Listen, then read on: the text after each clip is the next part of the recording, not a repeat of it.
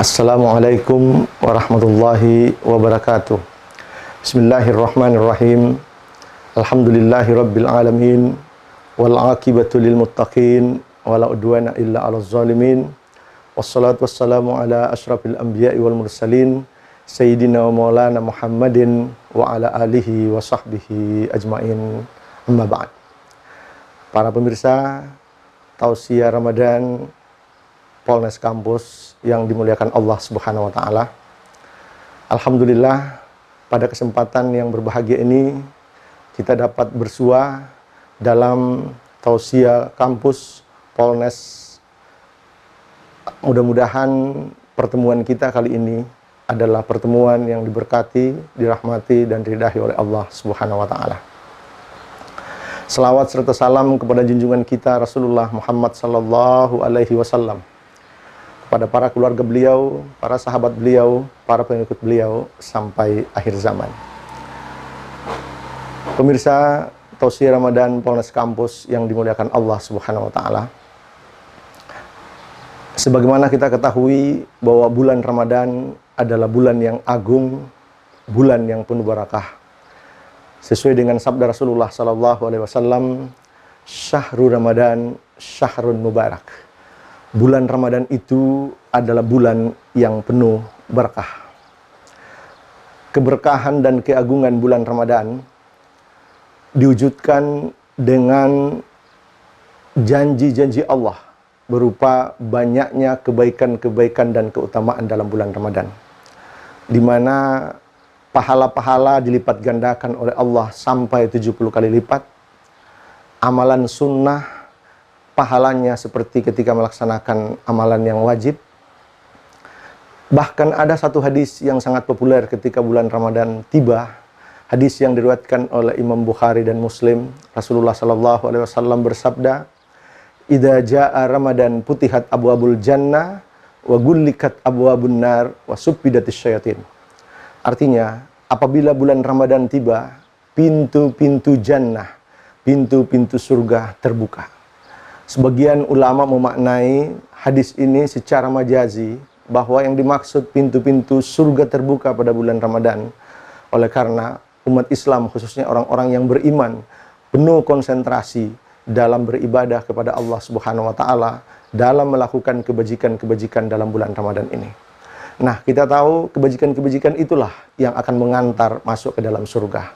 Bukankah Rasulullah sallallahu alaihi wasallam telah bersabda, "Wa innal birrah yahdi ilal jannah," bahwa kebajikan-kebajikan akan mengantar dan membawa kita masuk ke dalam surga Allah Subhanahu wa taala. Hadis berikutnya mengatakan pintu-pintu neraka tertutup.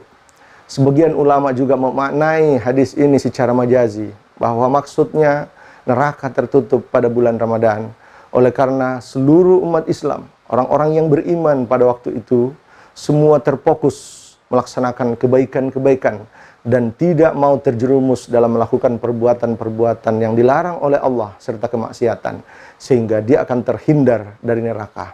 Dan inilah yang dimaksud dalam hadis Nabi yang lain, "Wa innal fujura yahdi ilan nar," bahwa kemaksiatan-kemaksiatan akan mengantar manusia masuk ke dalam neraka.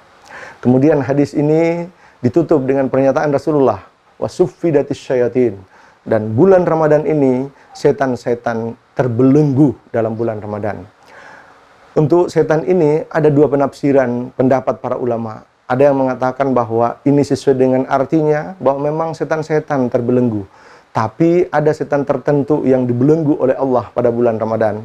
Dalam hadis yang lain disebutkan maradatus syayatin, yakni setan-setan yang bernama maradah, kelompok-kelompok elitnya setan, kelompok-kelompok kelas kakapnya setan. Inilah yang akan dibelenggu ketika datang bulan Ramadan sebagai keutamaan bulan Ramadan. Tapi ingat, masih ada setan-setan kelas terinya yang berkeliaran. Ada juga ulama memaknai maksud di sini secara majazi bahwa setan terbelenggu pada bulan Ramadan. Kenapa? Oleh karena pada waktu itu umat Islam, khususnya orang-orang yang beriman, fokus dan konsentrasi beribadah, sehingga tidak mungkin setan dan bubuhannya akan mampu mempengaruhinya untuk melakukan perbuatan-perbuatan yang dilarang oleh Allah Subhanahu wa taala. Pemirsa Tausiah Ramadan Polnes Kampus yang dimuliakan Allah Subhanahu wa taala. berkaitan dengan tema tentang setan dan cara menghadapi godaan setan ini, inilah yang akan menjadi kajian kita pada pertemuan kali ini. Pemirsa Tausiah Ramadan Polres Kampus yang dimuliakan Allah Subhanahu wa taala. Sebagaimana kita ketahui bahwa setan adalah merupakan musuh yang paling utama, pengganggu yang paling nomor satu bagi manusia untuk melakukan kemaksiatan dan pelanggaran atas perintah Allah dan Rasul-Nya. Di dalam Al-Quran, banyak ayat memperingatkan kepada kita agar hati-hati dan menghindari dan menjauhi gangguan syaitan. Antara lain di surah Al-Baqarah ayat 208 Allah berfirman, "Wala tattabi'u khutuwatis syaitan, innahu lakum aduwwun mubin." Janganlah kalian mengikuti langkah syaitan, karena sesungguhnya setan itu adalah musuh-musuh yang nyata bagi kalian. Pemirsa Tausiah Ramadan Polres Kampus yang dimuliakan Allah Subhanahu wa taala. Bahwa kita ketahui bahwa setan ini adalah musuh yang utama, dan musuh itu dimulai sejak iblis dilaknat oleh Allah Subhanahu wa taala, diusir dari rahmat Allah Subhanahu wa taala akibat tidak mau bersujud kepada Nabi Adam waktu diperintahkan oleh Allah bersujud kepadanya. Sejak itu iblis dilaknat oleh Allah dan dikabulkan beberapa permintaannya. Ada di antara permintaannya iblis, dia akan dipanjangkan umurnya agar bisa menggoda manusia. Kemudian dia pun akan menggoda manusia, dan itu juga diberikan kesempatan oleh Allah. Diabadikan dalam surah Al-A'raf ayat 17, di mana cara iblis menggoda manusia, "Tsumma la'atiyannahum min baini aydihim wa min khalfihim wa an aymanihim wa an syama'ilihim wa la tajidu aktsarhum syakirin." Bahwa iblis akan menggoda manusia dari berbagai penjuru. Dari depan, kalau tidak bisa dari depan, dia akan datang dari belakang. Tidak bisa dari belakang, iblis akan datang dari samping kanan. Kalau tidak bisa dari kanan, dia akan datang di samping kiri. Itulah cara iblis dalam menggoda dan menjerumuskan manusia sampai hari kemudian. Sebelum kita masuk ke situ, kita ingin tahu dulu apa sesungguhnya setan dan siapa sesungguhnya iblis. Ada 3 istilah yang harus kita jelaskan terlebih dahulu di sini.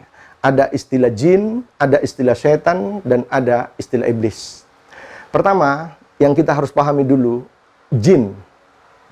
Jin ini adalah satu makhluk Allah Subhanahu wa taala yang diciptakan dari api. Dalam Al-Qur'an Allah mengatakan, "Wa khalaqal janna min marijim min nar." Dan Allah menciptakan bangsa jin itu dari api. Jadi kata jin ini dalam bahasa Arab kalau diindonesiakan artinya yang tertutup, yang terselubung. Itu sebabnya dalam istilah Al-Qur'an, surga pun dinamai dengan jannah, seakar dengan kata jan. Kenapa surga disebut dengan jannah? Karena surga itu terselubung. Mala ainun ra'at wala uzunun sami'at wala khatara fi qalbi bashar. Keindahan, kenikmatan surga sampai sekarang tidak pernah dilihat oleh mata, tidak pernah didengar oleh telinga, tidak pernah terbetik oleh hati akan keindahannya. Makanya disebut dengan jannah. Bayi pun yang ada dalam kandung rahim seorang wanita, dalam istilah Al-Quran juga disebut dengan kata janin, seakar dengan kata jan. Kenapa bayi dalam kandungan disebut dengan janin? Oleh karena bayi itu dalam kandungan wanita juga tertutup, terselubung. Bahkan orang-orang manusia-manusia yang gila dalam istilah Al-Quran, istilah bahasa Arab, juga dinamai dengan akar sama bahasa dengan kata jan, yaitu majnun, orang gila. Kenapa disebut orang gila dengan majnun? Karena akalnya juga tertutup. Jadi intinya jin itu adalah terselubung dan tertutup. Nah, bangsa jin ini sama dengan manusia statusnya dalam hal ibadah. Dia mukallaf. Dia juga beribadah. Wa ma khalaqtul jinna wal insa illa liya'budun. Tidaklah kami menciptakan jin dan manusia kecuali untuk menyembah kepada saya, kata Allah Subhanahu wa taala. Jadi jin, ada jin yang beriman, ada jin yang kafir, ada juga jin yang munafik, dan seterusnya, sama persis dengan manusia. Cuma bedanya, jin diberikan oleh Allah Subhanahu wa taala umur yang panjang, mungkin ratusan tahun, bahkan ribuan tahun. Dan jin juga sama dengan manusia, punya nafsu, sehingga mereka juga punya keturunan yang banyak. Ini jin. Yang kedua, kata setan. Nah, setan ini, ada ulama mengatakan itu diambil dari kata syatanah. Apa itu syatanah? Satana itu artinya yang jauh dari kebenaran, jauh dari Allah. Jadi sesungguhnya dalam konteks ini, kalau satana itu jauh dari kebenaran, jauh dari Allah, bahwa setan sesungguhnya adalah sifat yang jauh dari Allah, jauh dari nilai-nilai kebenaran. Karenanya yang namanya setan ada dua kelompok, ada setan yang dari manusia dan ada setan yang dari bangsa jin. Minal jinnati wan nas. Sebagian dari bangsa jin dan sebagian dari manusia yang namanya setan itu. Kemudian yang ketiga, iblis. Apa itu iblis? Iblis, sebagian ulama mengatakan diambil dari kata pertama balasah. Apa artinya balasah? Mala khairun indahu. Tidak punya kebajikan sama sekali. Jadi iblis tidak layak untuk kita teladani, tidak layak untuk kita ikuti, karena tidak ada sama sekali baiknya. Yang kedua, iblis diambil dari kata ablasah menurut para ulama. Ablasah itu artinya orang yang berputus asa dari rahmat Allah. Karena dia disebut iblis, karena dia berputus asa dari rahmat Allah ketika dia tidak mau bersujud atas perintah Allah kepada dia untuk bersujud kepada Nabi Adam alaihissalam. Nah, iblis ini dari jenis mana dia? Apakah dari manusia atau dari jin? Mayoritas ulama mengatakan bahwa iblis berasal dari bangsa jin. Karena ada ayat menyebut dalam Al-Quran, kana minal jinni fafasika an rabbihi. Iblis itu dari bangsa jin, tapi dia mendurhakai Allah Subhanahu wa taala. Dan kelebihannya lagi, kalau jin masih ada umurnya mungkin terbatas, tapi iblis oleh Allah Subhanahu wa taala akan diberikan umur yang panjang sampai hari kemudian untuk selalu menggoda dan mengganggu manusia. Pemirsa Tausiah Ramadan yang dimuliakan Allah Subhanahu wa taala. Nah, tentu pertanyaan, bagaimana cara kita kembali? Bagaimana cara menghadapi gangguan iblis beserta setan pengut-pengutnya itu? Karena tadi disebutkan di surah Al-A'raf ayat 17, setan iblis akan selalu menggoda manusia, menjerumuskan manusia dari 4 penjuru. Nah, Imam Fahrul Razi dalam kitab tafsirnya Al-Kabir menjelaskan bahwa sesungguhnya ada celah. Iblis beserta pengikut-pengikutnya dari kaum setan dan bangsa jin tidak bisa menggoda dan mempengaruhi manusia. Ada 2 arah, yaitu arah di atas dan arah bawah. Apa yang dimaksud arah di atas? Kata Imam Fahrul Razi, yang dimaksud arah di atas itu, setan iblis tidak mampu menggoda manusia adalah dengan banyak berdoa. Kemudian apa yang dimaksud dengan arah bawah? Yang dimaksud arah bawah itu, iblis beserta setan dan pengikut-pengikutnya tidak mampu menggoda manusia adalah dengan banyak bersujud kepada Allah Subhanahu wa taala atau dengan salat. Lalu kemudian seorang ahli tafsir kontemporer, Imam Mutawalli Sya'rawi, ketika menjabarkan ayat di atas, beliau mengatakan bahwa ada cara, satu-satunya cara yang bisa menyelamatkan kita, menghindarkan kita dari godaan dan gangguan setan beserta iblis adalah satu saja cara. Apa cara itu? Cara itu adalah ma'iyatullah, selalu bersama dengan Allah Subhanahu wa taala. Jadi bisa kita ambil kesimpulan, kalau kita ingin menghadapi gangguan dan godaan setan, ada 3 cara yang bisa kita pakai. Yaitu pertama, banyak berdoa. Kedua, banyak bersujud alias banyak sholat. Dan yang ketiga, selalu dalam hati, tauhid kita, ma'iyatullah, selalu bersama dengan Allah Subhanahu wa ta'ala.